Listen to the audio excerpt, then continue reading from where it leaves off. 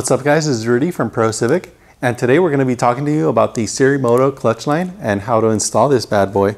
Looks like a red noodle here in my hands, but this is actually a clutch line with high-end, long-lasting fittings and construction. So the process should be pretty straightforward.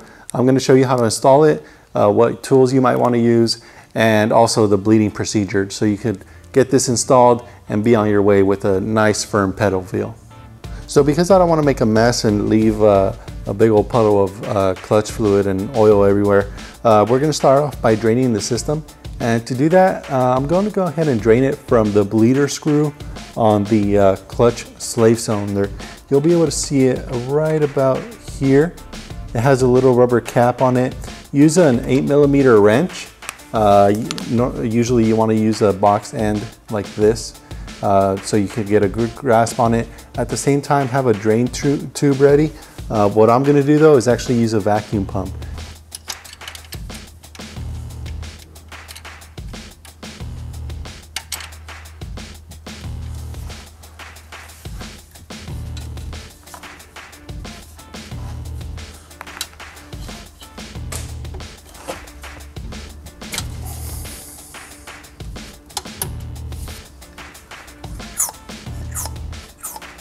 Once you have the bleeder screw open and you're starting to drain the system, go ahead and open up the cap so the system could drain fully without any resistance.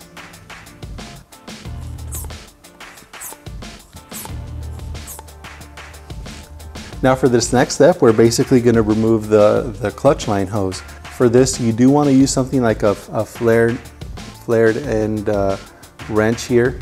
You can see it has a little bit more grip around the ends as compared to a standard open end wrench. And the fittings that we're going to loosen up are that one right there, and then if you follow the hose down, there's another one identical on the other side. Once you break those loose, take the nuts off, and then you're going to remove the clips that are holding it in place with a pair of pliers. Once you've broken them loose, feel free to use a standard open end wrench for faster accessibility. So next step, now that we removed the OEM clutch line, we're going to install our new one. And the ends here are meant to be pretty much a direct fit. So you'll be able to use the same clip as you did before. Shouldn't be any issue with that. You might have noticed they're a little bit stubborn to take off. Same thing when they're going on. Just gotta use some elbow grease and get them on there. I like to start by installing the fittings first, or excuse me, the ends of the lines first, and then installing and tightening the nuts on the ends of the hard line there.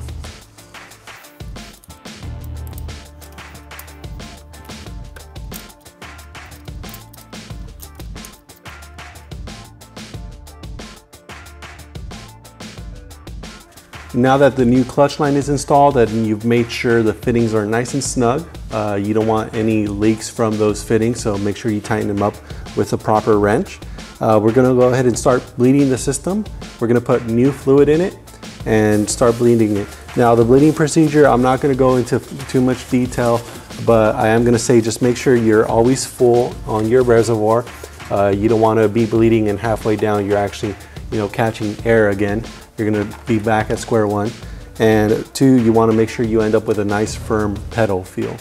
If you feel any mushiness to it, it's possible there's still some air in the system. So give it a few more pumps and try bleeding it off that way.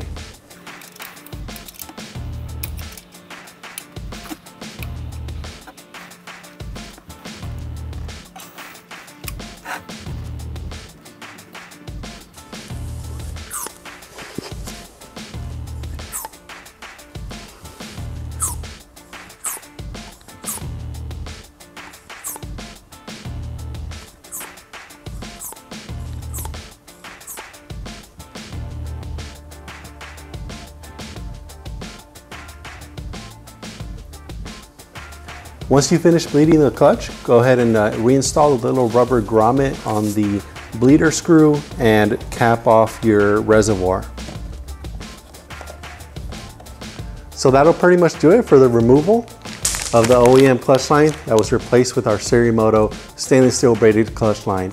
Again, this clutch line is great for all you guys that are going to be upgrading your clutches, whether you're supercharged, turbocharged, or naturally aspirated, and you need something that's going to provide a firm pedal feel and last the life of the vehicle.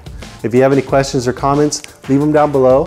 Make sure to check out our website, procivic.com, where you could buy this clutch line and a bunch of other upgradable parts.